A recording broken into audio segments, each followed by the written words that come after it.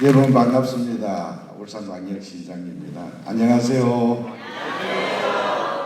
제가 들어오면서 보통 이 특강을 한다든지 공부한다면은 사실은 그 강의하시는 분들을 그렇게 뭐 환대해주고 환영해준 거 별로 없는데 이 들어오면서 제가 들으니까 박수 막 치시더라고. 처음에는 제가 착각을 했어요. 아, 시장이 오니까 박수 치는 갑다 싶었는데 나중에 보니까 총장님한테 박수 치더라고. 어쨌든 뭐 차담하면서 말씀을 잠시 들었습니다. 이 시장이 온다 해도 우리 젊은 사람들은 시장에 대해서 잘 모를 것이다 하니까 우리 총장님께서 우리 대학은 철이 빨리 들어서 그래도 훨씬 더 집중력이라든지 또 시장에 대한 관심도가 있을 것이다 또 이렇게 말씀 주시던데 맞습니까? 제가 하나 여쭤보게 지금 우리 총장님하고 저하고는 76학번 동기생이에요. 그러니까 제가 더 젊어 보이고 더 잘생겼죠? 총장 제가 더 멋지답니다. 방금 총장님부터 소개받은 김득임 시장인데요.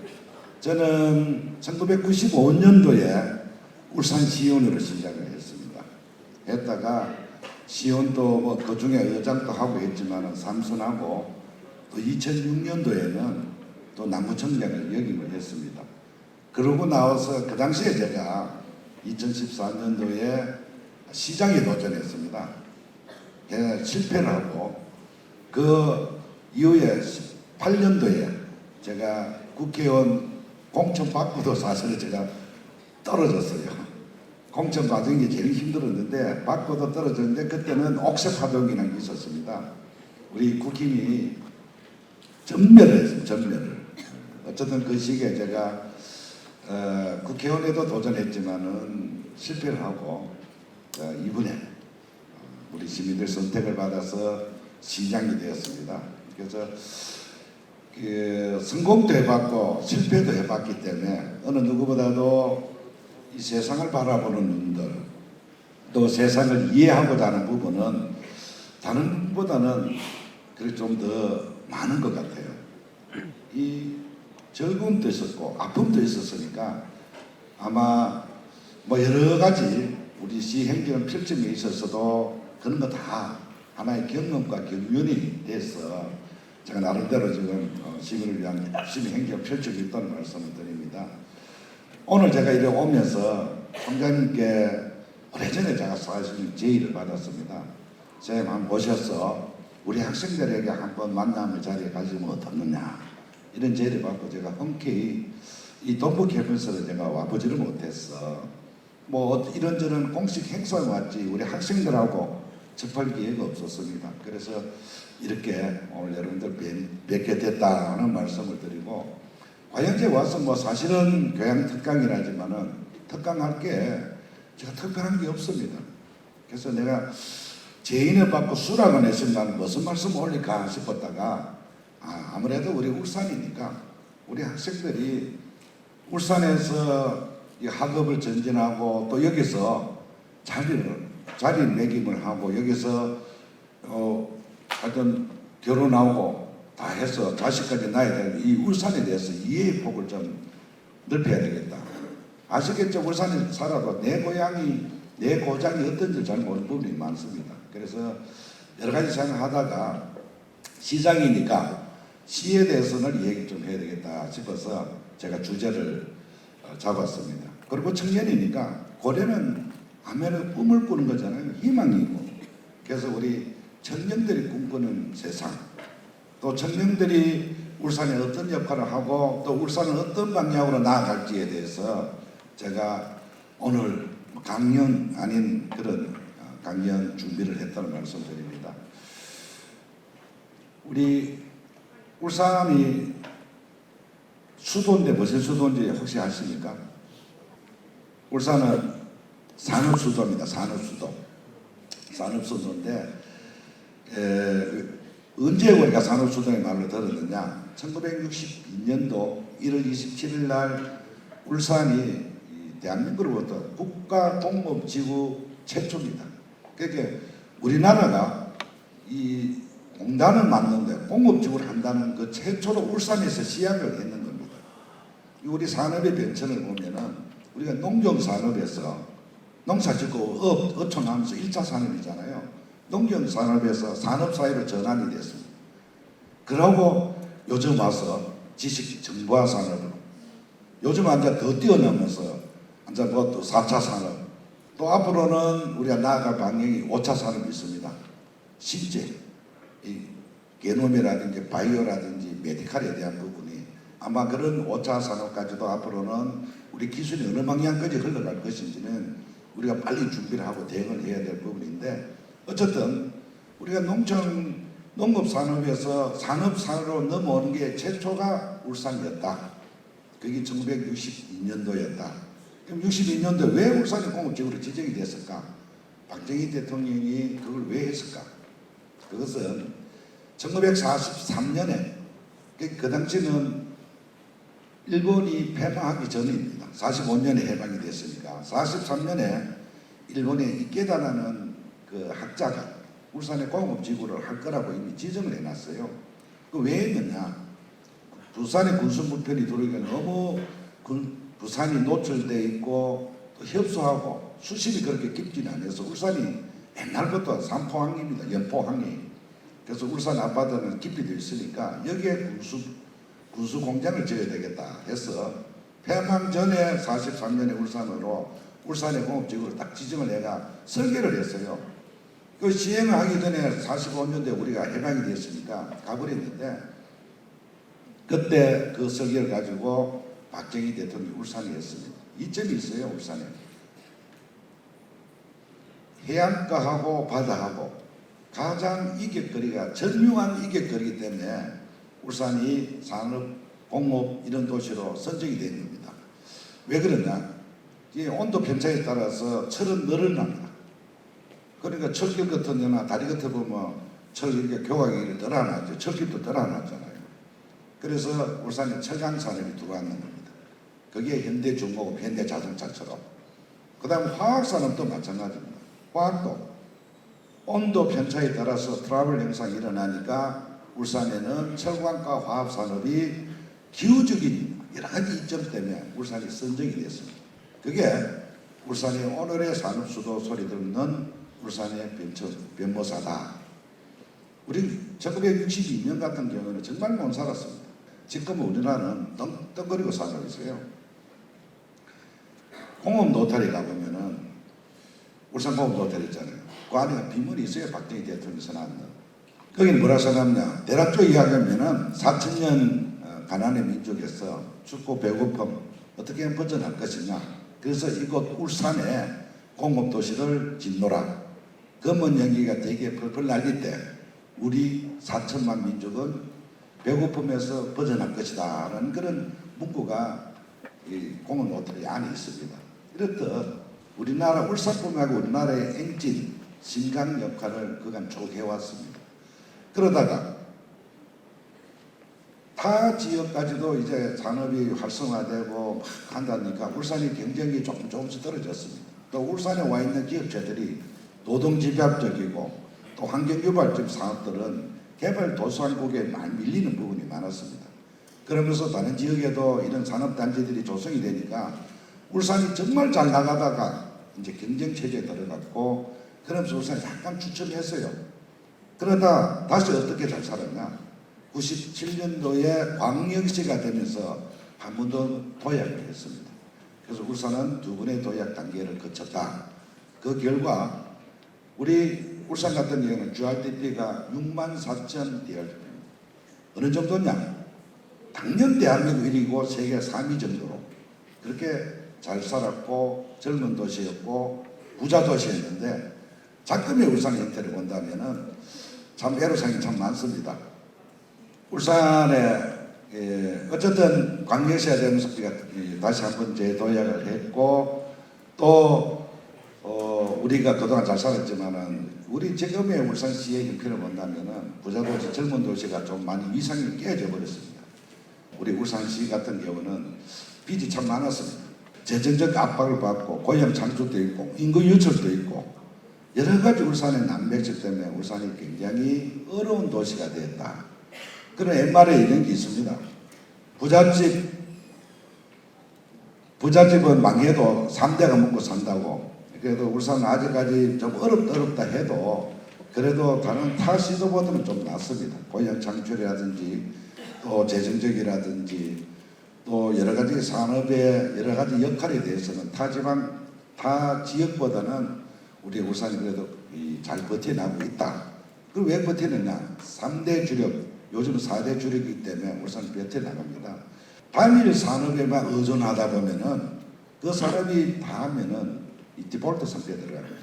미국의 디트로이트처럼 한 기업에만, 한 업종에만 우리가 매달리다 보면은 그 업종이 어려워지면은 경쟁력이 읽어가면은 거의 다 디폴트 상태에 들어갑니다.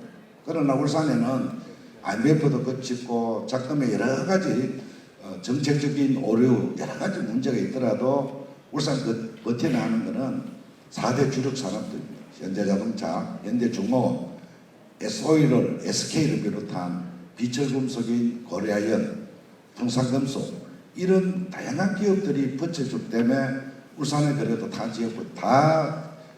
지역보다는 훨씬 버티목 역할을 하고 있는 것이 또 울산이기도 합니다. 어쨌든 그렇지만 이대로 간다면은 울산이 앞으로 나아갈 방향에 대해서는 암울한 게 참 많습니다. 요즘 완전 지방자치 시대가 돼서 각 지역에서 서로 살아남기 위해서 경쟁이 너무 심화합니다. 그래서 요즘 돈 되는 산업들 또 미래를 우리가 담보할 수 있는 그런 신산업들에 대해서 경쟁이 치열한 부분인데 울산은 그런 측면에 보면은 아주 유리한 측면도 있지만 불리한 측면도 있습니다. 다른 시도에서는 아주 그런 기업들이 없으니까 제로페이스에서 기업을 유치해 올 수도 있지만은 울산은 기존 4대 산업들이 있으니까 그걸 이제 우리 크게 돈 안 되니까 좀 나가세요. 좀 다른 데로 가세요. 우리는 돈 되는 거, 뭐 AR, 뭐 IT, 뭐 이런 돈 되는 것만 좀 해야 되겠습니다. 나가십시오. 할 수 없는 게 또 울산입니다. 기존 4대 주력 산업을 어떻게 육성하고 그분들을 인적풀이라든지 어떻게 이용할 것이냐 이런 부분이 우리가 타 지역과대로 유일하면서도 또 불리한 조건들입니다. 그래서 다른 지역은 아예 아무것도 없으니까 유치하게 용이하지만은 우리는 기존 산업들을 어떻게 유지하고 육성해 나갈 것이냐에 대해서 오히려 첫째 고민을 하고 두 번째가 신산업들 또 새로운 우리 먹거리를 준비하는 겁니다. 그래서 울산이 총체적인 여러 가지 지금 애로사항이 있는 도시가 울산이기도 하고 또 우리가 풀어나가야 될 도시가 울산이기도 합니다. 제가 이 전반적으로 울산에 대해서 잠시 울산의 현 주소를 듣고 과거에 울산이 어떻게 해서 우리 대한민국의 심장 역할을 했다 이런 부분을 개략적으로 제가 소개 말씀을 드렸고 어쨌든 우리 앞으로 그러면 아까 잠시 말씀 올렸지만 4대 주력 산업은 우리 울산이 큰 역할을 하고 있습니다. 방금 총장님께서도 잠시 말씀 주셨는데 예소일 같은 경우에 아시안 프로젝트 사업이라 해서 지금 1차 산업이 9조 2,800억 2차가 아마 한 20조 요새 뭐 조조하니까 별거 아닌 것 같지만 정말 큰 산업들입니다. 아마 이렇게 투자 의향 지금 현재 공사를 시행하고 있습니다. 이게 울산에 미치는 경제적 파급 효과는 정말 클 겁니다. 거기에 따라서 고용 창출도 정말 클 겁니다. 이게 지금은 단순한 이 석유 정제를 하고 석유와 관계되는 제품을 만들지만은 앞으로는 이 첨단 산업 또 우리 알리백에 관계되는 수소라든지 신재생 에너지에 대한 부분이 우리가 풀어야 될 아주 큰 숙제들입니다. 그걸 지금 이런 SK나 SO이라든지 이런 석유학 계통에 있는 장치 산업들이 지금 산업을 대전환하고 있습니다. 여기에 우리 시가 지금 발을 맞추고 지금 열심히 시정부에서도 지금 함께하고 있는데 궁극적으로 목적이 뭐겠습니까? 그를 하는 이유는 울산에 전체적으로 안고 있는 인구 유출입니다. 또 우리 젊은 사람들이 취업하는 게 그렇게 간단치가 않습니다. 그래서 고급 일자리는 기업으로부터 창출하는 거니까 우리 관에서는 공무원 지난해 같은 경우는 922명 뽑았습니다. 지난 정부에서. 거기서 고용 창출을 시키는데 그래서 비생산적입니다. 미래에 담보되지 않습니다. 이 서비스 쪽의 이 고용 창출은 생산 쪽에 있는 쪽이 훨씬 우리 미래의 후손을 위한 그런 고용 창출입니다. 그걸 위해서 제가 기업 유치에 지금 적극적으로 세일즈맨으로 역할을 하고 있다는 말씀드리고 그러한 성과들이 울산에 지금 가시적으로 지금 이렇게 표출하고 있습니다. 이것뿐만 아니고 또 고리아이언, SK, 현대자동차, 또 SDI, 삼성 이런 쪽에 반도체를 포함한 여러 가지 이 에너지 산업에 대해서 또 바이오라든지 AR이라든지 이런 부분이 울산의 주력 4대 주력 빼고도 지금 새로운 유치 또 우리 울산의 미래의 먹거리를 위해서 준비하고 있습니다. 이게 아까 말씀하는 일자리 창출이고 바로 여러분들이 앞으로 취업할 수 있고 먹고 살 수 있는 길입니다. 그 길을 위해서 지금까지 잘 살았고 이 작금이 와서 울산이 어렵지만은 다시 60년 미래 60년 울산 준비하는 이 시점에 제가 시장에 대해서 열심히 후손들을 위해서 준비를 해야 되겠다. 이 땅의 주인은 우리가 아니고 바로 여러분들입니다. 후손들입니다. 이 우리 기존 세대들이 마치 주인인처럼 흥정망정 다 써버리고 네 거가 내 거 가고 이 포퓰리즘에 빠져 다 쓸 수는 없지 않습니까? 원래 주인 미래의 후손들에게 반듯하게 물려주려면은 좀 그런 큰 그림을 그려놔야 되고 밑그림을 그려야 됩니다. 그래서 다시 한번 자랑스러운 울산을 만들기 위해서는 이러한 기업 유치부터 해서 이 양질의 일자리를 만들어야 되겠다. 그게 울산의 우리 젊은 인재들을 유출도 막을 것이고 젊은 이들의 유인 정책도 될 것이다. 해서 우리 울산시가 다시 뛰기 위해서 지금 60년을 준비하면서 다시 지금 열심히 준비하고 있다는 말씀을 드립니다. 잘하는 거 아니에요. 일자리라는 게 단순하게 그렇게 오는 것은 아니고 지금까지 있다가 요즘은 이 사람 그렇게 옛날처럼 많이 채용을 안 해요. 그래서 새로운 산업이 오지 않으면은 이 일자리가 많이 줍니다. 또 일자리는 넘쳐날 수는 있지만은 우리가 원하는 그런 고급 일자리는 없습니다. 그걸 준비하기 위해서 열심히 지금 시장으로 역할을 하고 있다는 말씀드리고 또 이 시장이 시민들의 권한을 이양받았습니다. 4년 동안 열심히 해라고 권한 이양받았지만은 그 권한을 다하는 그런 시장이 돼야지 권력을 누리는 시장이 안 되기 위해서 제가 열심히 지금 시민들과 함께 뛰고 있다는 말씀을 드립니다. 어쨌든 오늘 이 제목이 우리 청년들입니다. 그리고 고래입니다. 희망입니다. 혹시 고래가 전 세계 표를 한 5,600종이 있는데 그 중에 어떤 지상의 표동물에서 진화했는 게 혹시 알아요?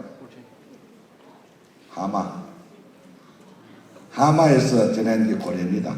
고래인데 고래는 두 가지가 있고 이빨 고래와 시험 고래가 있는 것인데 고래가 어느 정도 제일 크잖아요.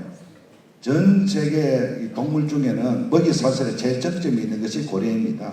그러니까 천적이 없어요. 유일한 천적은 인간입니다.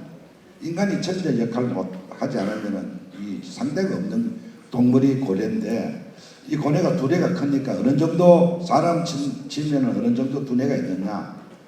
사람 하면 아마 내 것이 닮으면 한 4세, 우리 총장님 닮으면은 한 7세 정도. 그 정도 고래가 머리가 좋대요.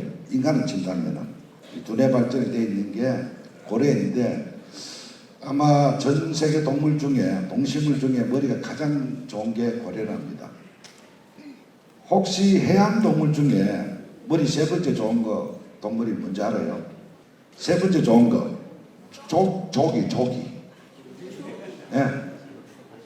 조기 교육 받으니까 머리 좋잖아요. 맞아요.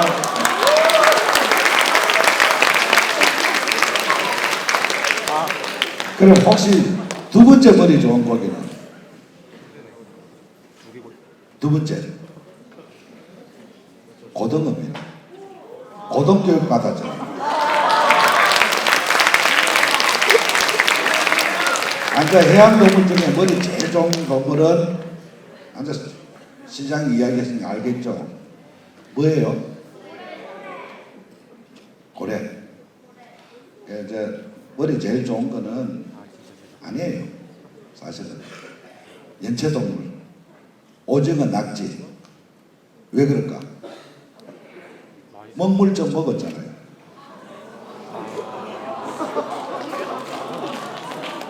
그거 잘 모르시는가 봐. 어쨌든 우리들 흔히 알고 있는 제가 이 고래에 대해서 이야기를 하면 참 많습니다. 많은데 다 접어두기라고. 우리 울산에 자랑스러운 방구대 안각화가 있습니다. 285라는 방구대 안각화인데, 울산은 산업 수도에 있으면서도 산업과 울산을 먹여 살리고 있고, 울산의 산업 구조 때문에 여러 가지 사실 좀 문제도 있습니다.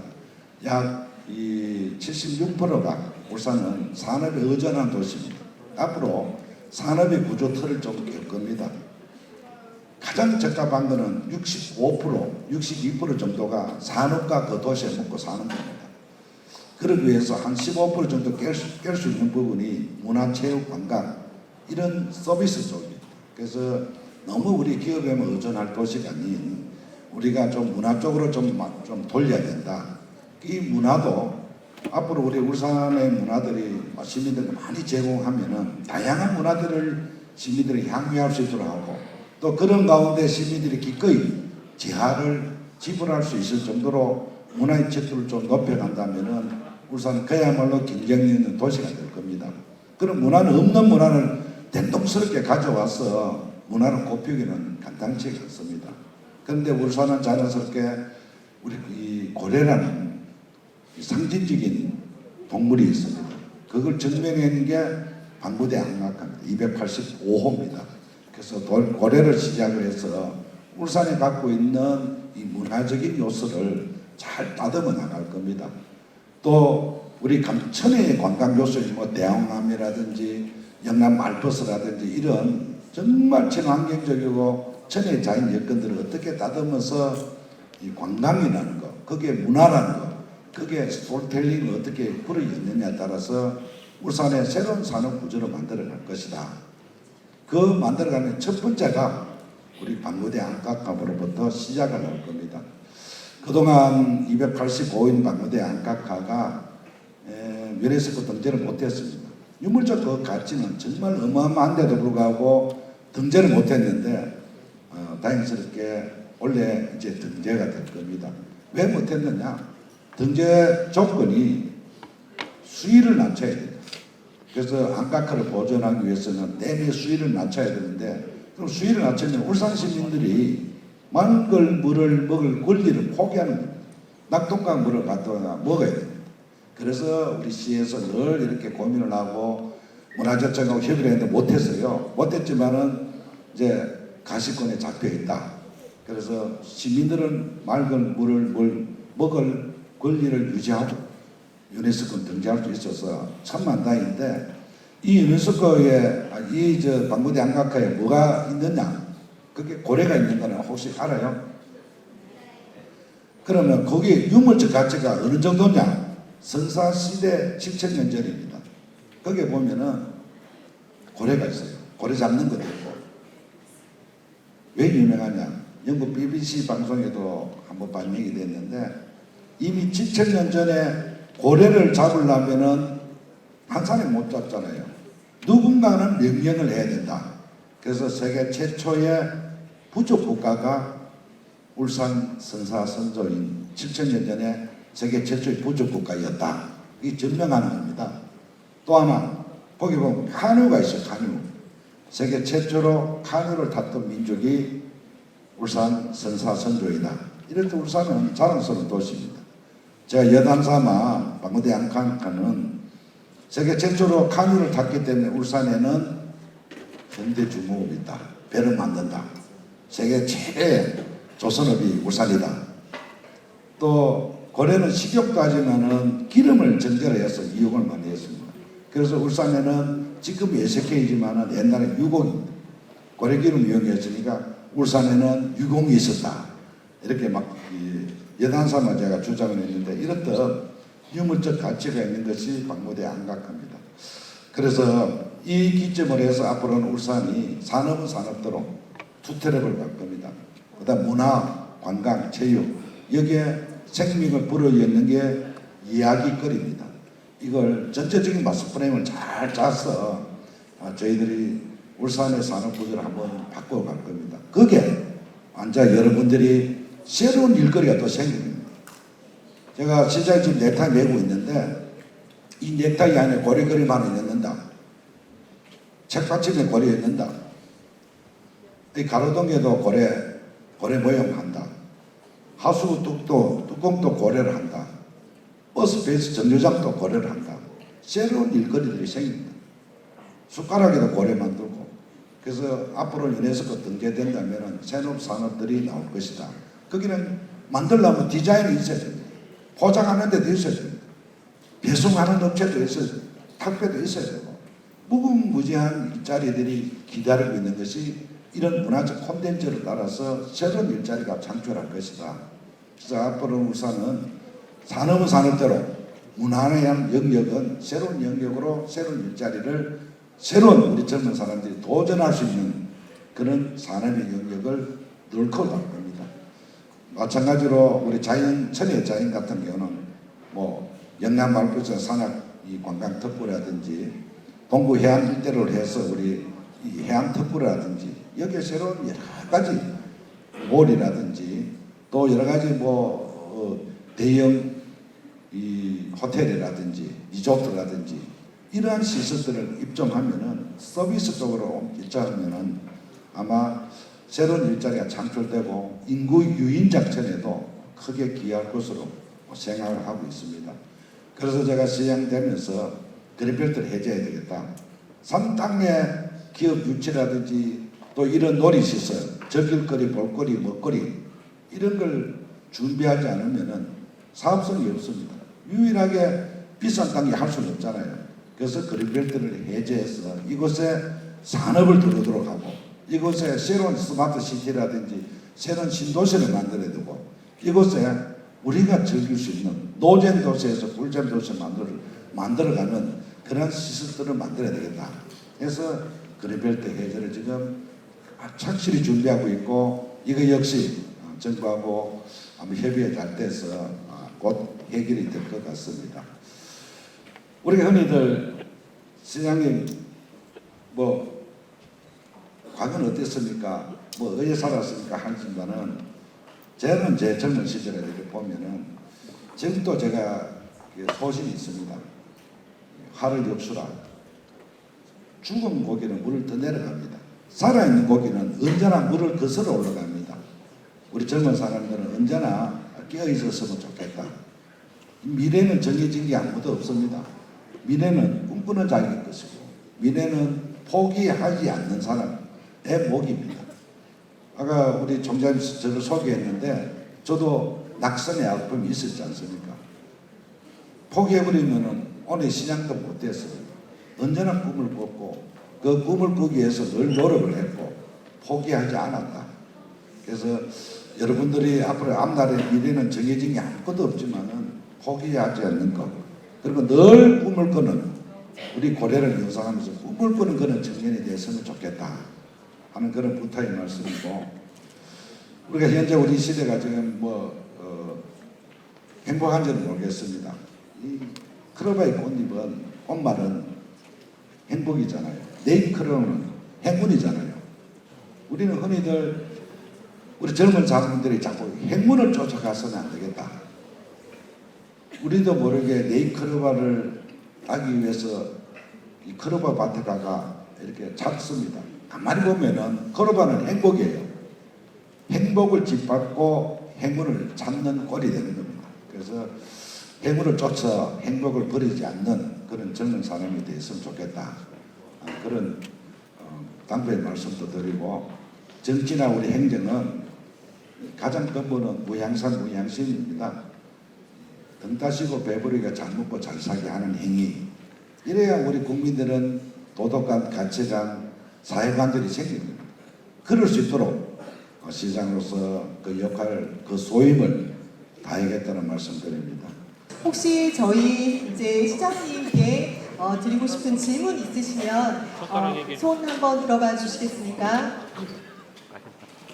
그러니까 우리 학생들 함부로 어려운 질문 하지 마세요. 혹시 시장님께 뭐 좋은 일이라든지 또 여쭐 말씀이 있으면 해주시기 바랍니다. 네, 안녕하십니까. 저는 기계공학부 2학번 이종호 학생이라고 하고요. 네, 오늘 이제 김두겸 시장님께서 해주신 특강 너무 감사히 잘 들었습니다.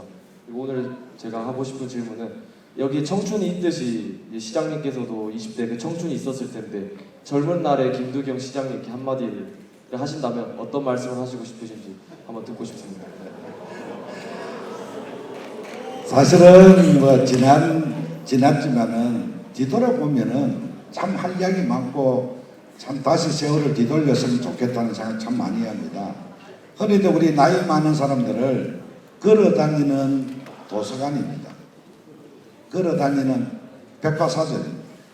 이 삶에 있어서 그 묻어나는 경험과 경륜은 정말 많은 걸 와닿고 많은 걸 겪어가면서 부딪혀보고 일어나보고 울어도 보고 웃어도 보는 것이 살아오는 그 발자취들입니다. 제가 다시 이 젊은 시대로 돌아간다면은 또 그 당시에 전혀 못 느끼고 그냥 한만 보고 가는 겁니다. 같지만은 다시 돌아본다면 제일 제가 개인적으로 후회하는 것은 정치 안에 있으면은 훨씬 나았을 것이다. 제가 95년도부터 정치를 시작했고 저는 76학번인데 이 대학교 4학년 때부터 제가 정치를 해야 되겠다. 잘못된 길을 선택을 해서 제가 사실 여기까지 왔습니다. 그래서 다시 젊은 세대로 돌아가면은 내 그거 안 할 끼다. 정치는 함부로 하는 것이 아니더라 하는 말씀 드리고 사실은 그 포기는 빨리 하면 좋고 또 포기는 절대 해서는 안 되고 선택은 망설임없이 선택을 해야 될 부분이 참 많습니다. 그게 살아가면서 느꼈던 그 부분인데 어쨌든 뭐 저는 잘된 선택이든 잘못된 선택이든 우리 젊었을 때는 내가 꿈을 꿨던 것 제가 한번 정치해 보겠다 그렇게 생각하고 그때부터 그 한 방향만 보고 지금까지 살아왔는 것 같습니다. 안녕하세요. 치위상과 1학년 김현지입니다. 저와 같은 친구들에게 미래는 매우 막연한 먼 앞날이기에 앞으로를 생각하게 되면 막연한 두려움과 불분명함 때문에 불안을 치기도 하는데 이런 불안함은 당연한 것이긴 하지만 당연하다고 해서 불안한 게 없어지진 않을 거라고 생각하는데요. 시장님께서도 그런 막연한 미래에 대한 불안함을 가지고 계셨는지 또 극복하신 경험이 있으신지에 대해서 질문하고 싶습니다. 제가 사실은 미래에 대한 거는 정해진 게 없지 않습니까? 미래는 어떻게 가는지 아무도 모릅니다. 우리가 눈앞에 닥치는 것, 파도가 친다. 우리 흔히들 파도만 바라보지 않습니까? 파도 뒤에 바람이 있다는 걸 저희는 모릅니다. 그러나 살아가면서 이 불확실성 뭐 이러면 꼭 확실성이 없습니다. 눈에 닥친 대로 이겨내는 것, 견뎌내는 것, 극복해내는 것. 그리고 내가 그 극복하는 과정에 이겨내는 과정에 힘들더라도 뭔지 모르지만은 내가 이것만 뛰어넘으면은 그래도 한 걸음 성큼 다가설 것이다. 나아갈 수 있을 것이다. 그런 희망을 갖고 여러 가지 이런 젊었을 때 살아가면서 내 뜻대로 내가 구상한 대로 성취는 안 되지만은 그런 희망을 갖고 그런 오길 할까 어쨌든 그런 포기할 점은 그걸 가지고 그 젊었을 때 어려운 상황은 극복해냈다 그런 말씀 드립니다. 네, 감사합니다.